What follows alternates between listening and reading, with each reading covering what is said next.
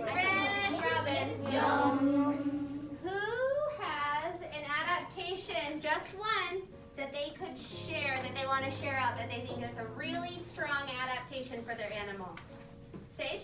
All right, my name is Alyssa Jensen.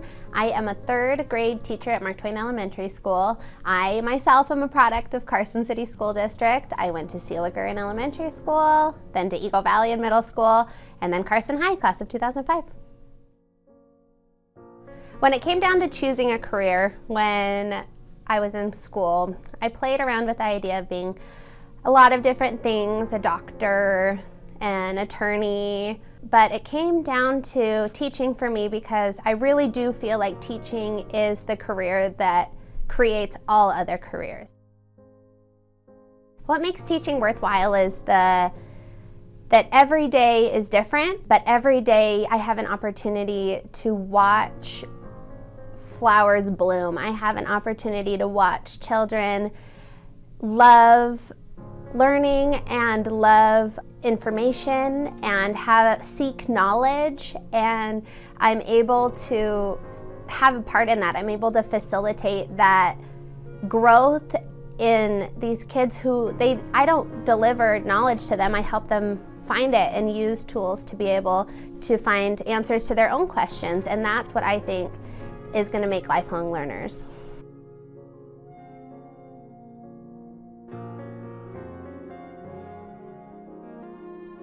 They say that in teaching you either become a teacher because of a teacher or in spite of a teacher.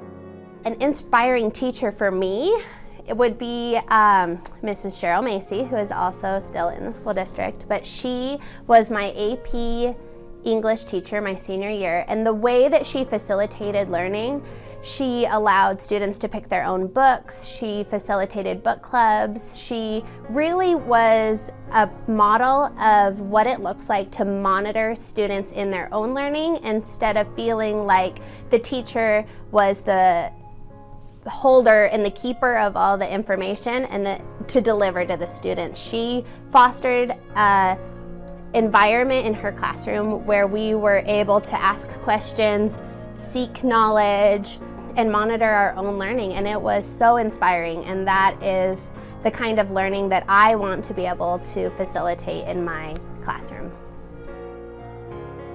All right, so teaching in a pandemic. This is the time where we are going to use every tool in our teacher toolboxes. Every day we were learning new strategies to be able to just teach effectively. Do the thing that we want to do the thing that we got into this profession to do is to teach kids, and it felt like there were obstacles upon obstacles keeping us from being able to do that. And being back in the classroom now with all of the safety precautions, with the sanitizing, with the distancing, at this point, when they were talking about coming back full-time, I will do every precaution, I will jump through every hoop to make sure that there are kids in school, that there are kids in front of me, and that kids that I can teach, because you can't teach a student that's not right in front of you.